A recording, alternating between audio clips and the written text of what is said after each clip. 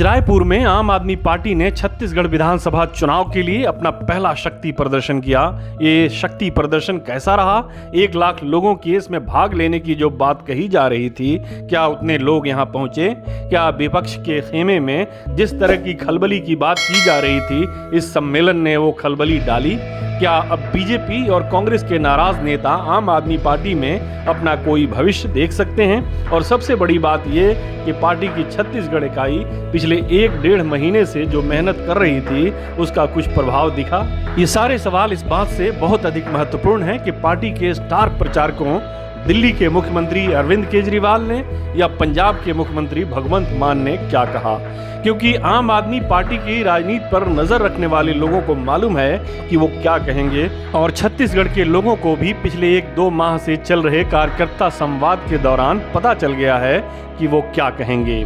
चुनावी राजनीति में भीड़ का बहुत महत्व है। भले ही शायर ये कहकर कि जमहूरियत वो तर्ज हुकूमत है कि जिसमें बंदों को गिना करते हैं, तौला नहीं करते। लोकतंत्र में भीड़ की भूमिका की वजह से लोकतंत्र की आलोचना करने की कोशिश करे, लेकिन लोकतंत्र में भीड़ के लिहाज से ही पार्टियों की ताकत का अंदाजा लगाया जाता है। सबसे पहले ये सवाल कि ये शक्ति प्रदर्शन कैसा रहा, और जो 1 लाख लोगों की भीड़ जमा करने की बात की जा रही थी, उतनी भीड़ इकट्ठा हुई? इसका जवाब ये है कि यदि 2018 के चुनाव में केजरीवाल की रायपुर की पहली रैली की तुलना इस सम्मेलन से की जाए तो यहाँ उससे काफी अधिक भीड़ जमा हुई थी।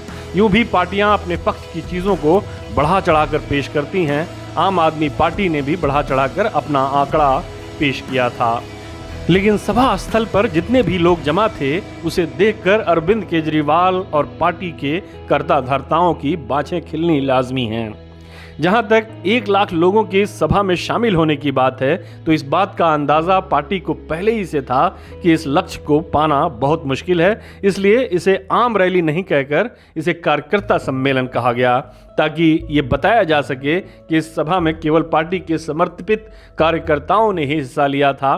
पार्टी के समर्थक या उसे सहानुभूति रखने वाले या आम जनता नहीं थी। बहरहाल, यदि यहाँ आए लोग पार्टी के समर्पित कार्यकर्ता ही थे, तो भी इसका मतलब यह है कि पार्टी ने राज्य में अपनी बुनियाद मजबूती से रख दिया है। अब रहे ये सवाल कि क्या विपक्ष के खेमे में जिस तरह की खलबली की बात की जा रही थी, इस सम्मेलन ने वो खलबली पैदा की?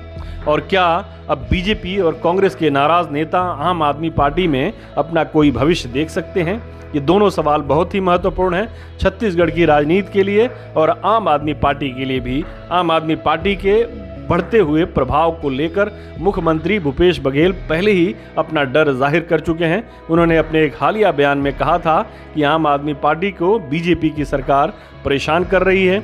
उन्हें सोचना चाहिए कि जहां कांग्रेस मजबूत है, वहां चुनाव मैदान में उसे नहीं उतरना चाहिए, उसे बीजेपी को फायदा होता है। अब उनके मंत्री कवासी लखमा का बयान आया है कि अरविंद केजरीवाल छत्तीसगढ़िया नहीं है, यहाँ के लोग सिर्फ छत्तीसगढ़िया को ही पसंद करते हैं। लेकिन बीजेपी के खेमे में उतनी बेचैनी नहीं दिखी। बीजेपी को लगता है कि आपके आ जाने से उनका काम आसान हो जाएगा। बीजेपी के प्रदेश प्रभारी ओम माथुर ने केजरीवाल प्रभाव को खारिज करते हुए कहा कि बीजेपी को उनसे कोई अंतर नहीं पड़ने वाला। चुनाव आ रहे हैं, लोकतंत्र में चुनाव लड़ने और प्रचार करने का अधिकार सबको है, यानी केजरीवाल की आमद से कांग्रेस की परेशानी बढ़ गई है।